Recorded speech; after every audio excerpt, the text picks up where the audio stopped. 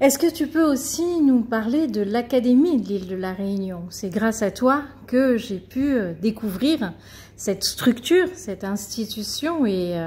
d'avoir eu cette chance d'avoir été élu. Oui, alors l'Académie de la Réunion est une société savante. Elle a un peu plus d'un siècle d'existence et donc son objectif était, bon,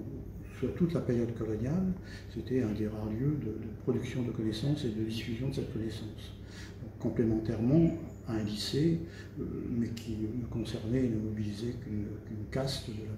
petite caste de la population. Donc elle menait des manifestations, elle faisait connaître des travaux, elle les publiait, elle organisait des manifestations, donc, et elle a perduré, puisqu'elle est toujours là aujourd'hui, et bon, comme toutes les associations, comme toutes les structures, bon, elle a eu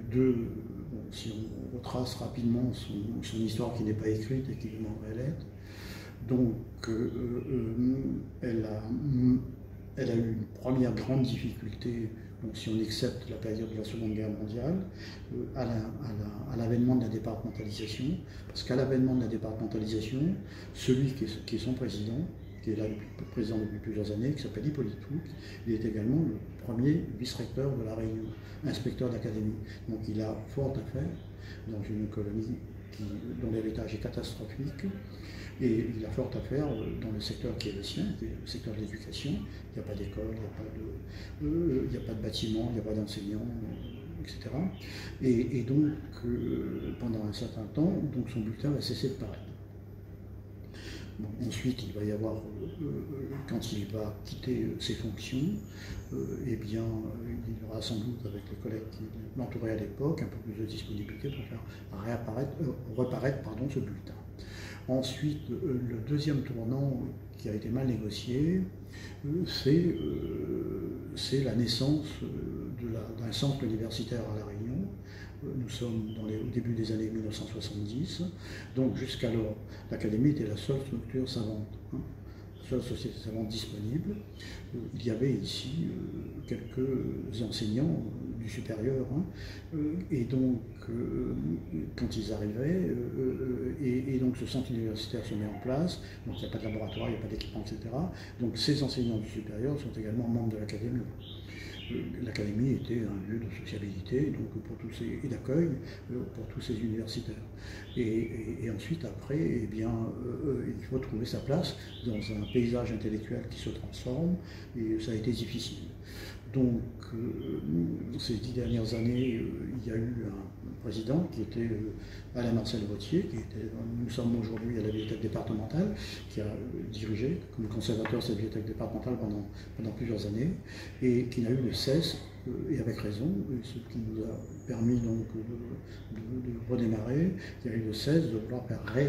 réapparaître le bulletin, faire reparaître le bulletin, pardon, et donc à partir de là, de réorganiser cette académie, de revoir son fonctionnement, de faire en sorte que les différents collèges soient pourvus,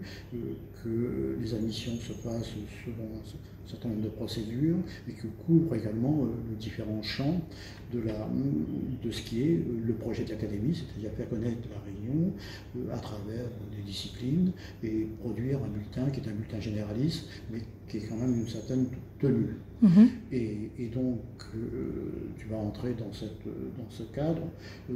quand tu vas arriver, donc on est dans ce processus qui se poursuit de développement et de restructuration, et notamment du fameux collège des correspondants, c'est-à-dire donc le collège qui accueille toutes les personnes qui sont membres de l'Académie, mais qui ne résident pas à La Réunion, peu importe le lieu où elles résident. Et donc, depuis 2 ans, eh bien, nous avons également décidé, le bulletin il est annuel, donc entre 2 numéros du bulletin, nous avons décidé de faire paraître une lettre, qui est une lettre électronique, une lettre trimestrielle qui est gratuite et qui permet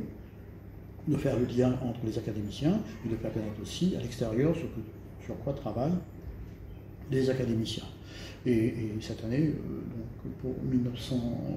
le 41e volume de ce bulletin qui a démarré en 1913, eh bien, tout a été revu. Il y a eu une refonte complète du bulletin,